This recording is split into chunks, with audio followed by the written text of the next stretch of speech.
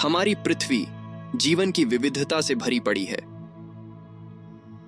हरे भरे जंगलों से लेकर गहरे महासागरों तक यहाँ अनगिनत जीव पाए जाते हैं, हर एक अपनी विशेषताओं के साथ। इनमें से कुछ जीव अनोखे और चमत्कारिक होते हैं, जिनके बारे में जानकर हम दंग रह जाते हैं। इसी विविधता के बीच समुद्र की गहराइयों में एक ऐसा जीव है जिसने वैज्ञानिकों को चकित कर दिया है।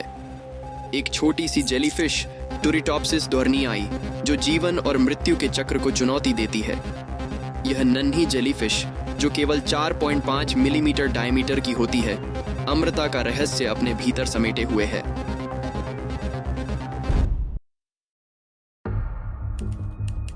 हमारी कहानी शुरू होती है 1988 में, खूबसूरत गल्फ ऑफ नेपल्स में। क्रिश्चियन सोमर, एक युवा मरीन बायोलॉजी स्टूडेंट, अपनी थीसिस पर काम कर रहे थे। वह विभिन्न मरीन स्पीशीज को स्टडी कर रहे थे, विशेष रूप से हाइड्रोजोअन्स के समूह पर। उन्होंने जो स्पीशीज कलेक्ट की थी, उनमें से एक छोटा सा साधारण सा दिखने वाला जेलीफिश भी था, जिसे बाद में टुरिटॉप्सिस डोहर्नी के नाम से जाना गया। अपने ऑब्जर्वेशंस के दौरान सोमर ने कुछ असाधारण देखा। यह छोटा सा जेलीफिश, जो पूरी तरह से बढ़ने पर केवल लगभग 4.5 मिलीमीटर डायमीटर का होता है, कुछ ऐसा कर रहा था जो पहले किसी ने नहीं देखा था। प्रजनन के बाद मरने की बजाय यह एक जुवेनाइल स्टेज में वापस लौटता दिख रहा था, अपने जीवन चक्र को फिर से शुरू करते हुए।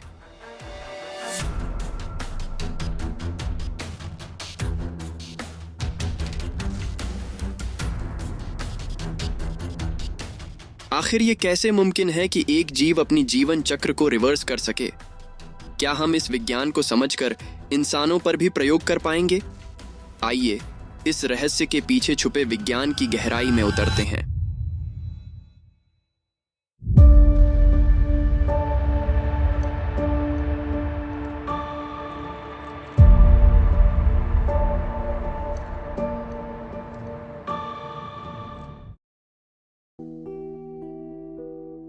टुरिटॉप्सिस डोहर्नी का जीवन चक्र किसी भी अन्य जेलीफिश की तरह शुरू होता है। जेलीफिश के लाइफ की शुरुआत एक अंडे के रूप में होती है।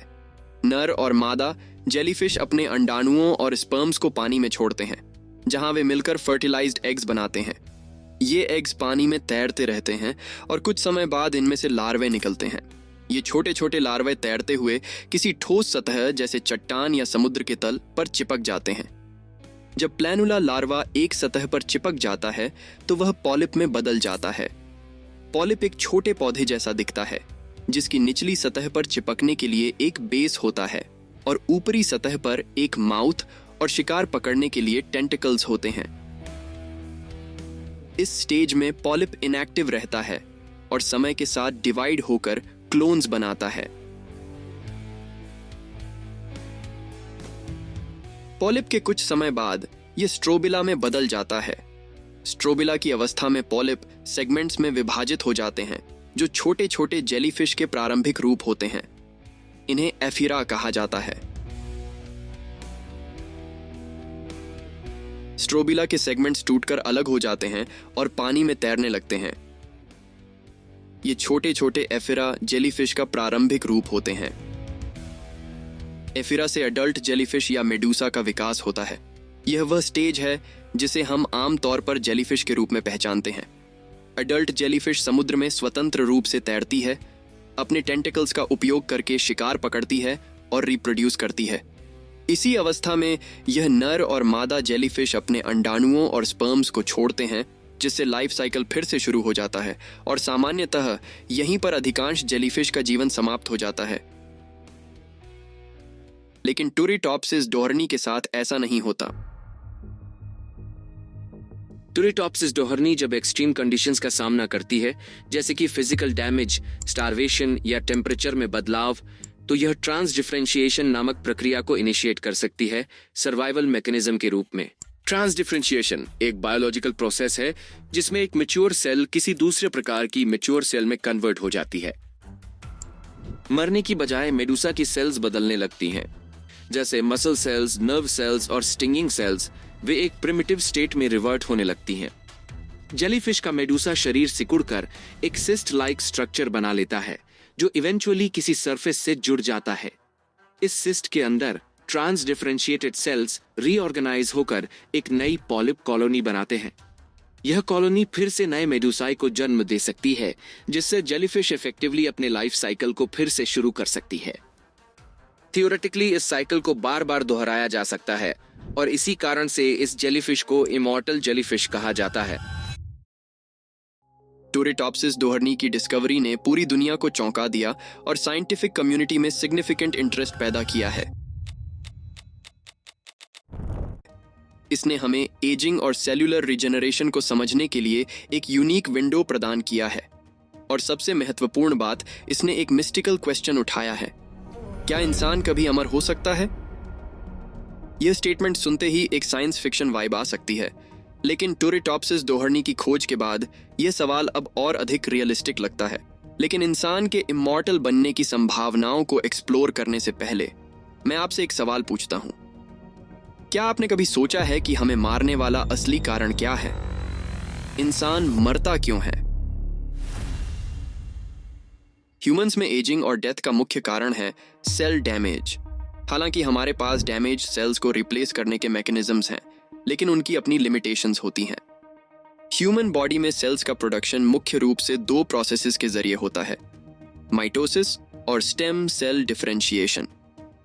माइटोसिस एक प्रोसेस है जिसमें एक सेल डिवाइड होकर दो आइडेंटिकल डॉटर सेल्स में बदल जाती है। माइटोसिस सेल डिवीजन का सबसे कॉमन तरीका है और यह पूरे ह्यूमन बॉडी में देखा जा सकता है।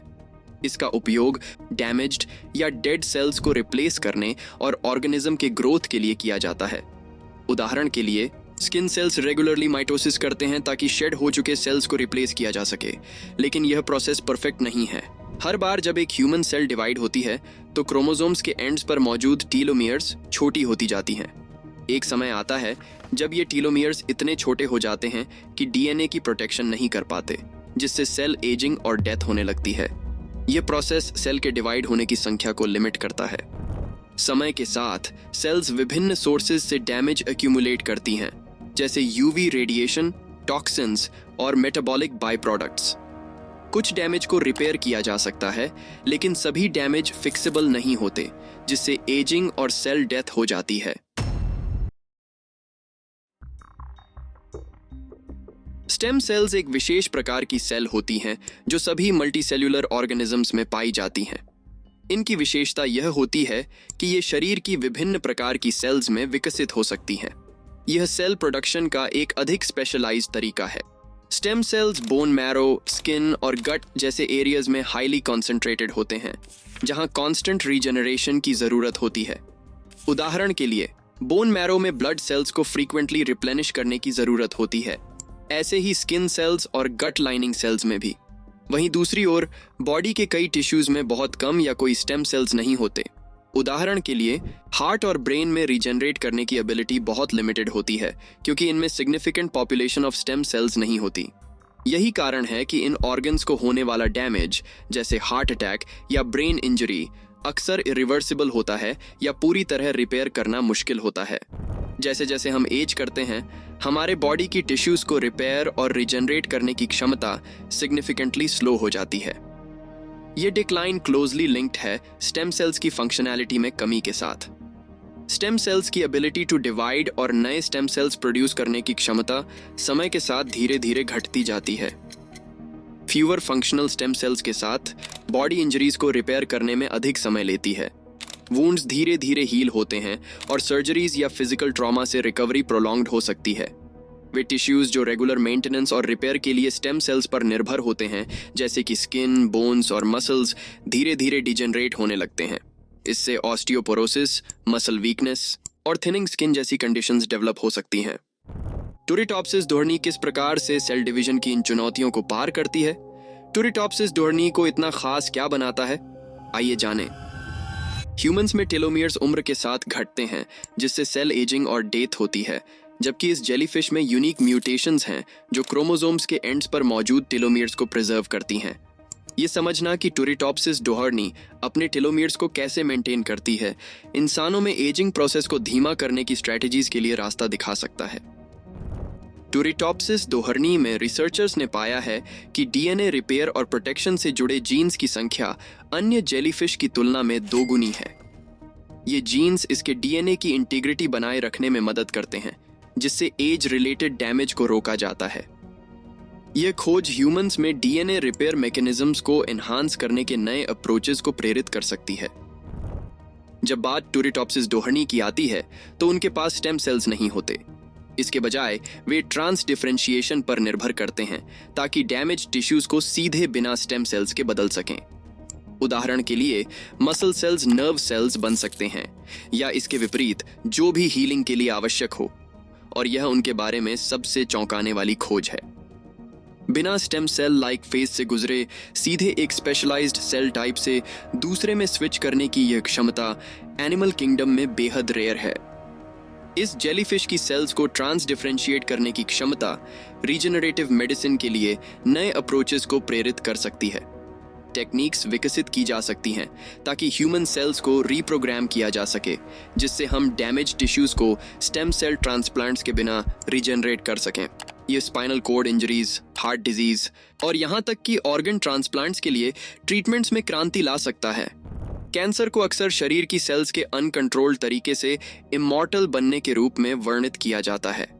यह समझना कि टूरिटॉप्सिस दोहरनी अपनी सेल्यूलर इमॉर्टैलिटी को कैसे कंट्रोल करती है, कैंसर को नियंत्रित या रोकने के नए इंसाइट्स प्रदान कर सकता है। टूरिटॉप्सिस दोहरनी की इस अद्भुत यात्रा ने हमें यह सिखाया कि प्रकृति के पास कितने अद्भुत रहस्य छिपे हुए हैं। यह जेलीफिश हमें याद दिलाती है कि जीवन और मृत्यु के बीच की रेखा कितनी जटिल और फैसिनेटिंग हो सकती है। क्या हम इंसान कभी इस इमॉर्टल जेलीफिश की तरह अमर हो पाएंगे? ये सवाल भविष्य के विज्ञान के लिए एक चुनौती रहेगी।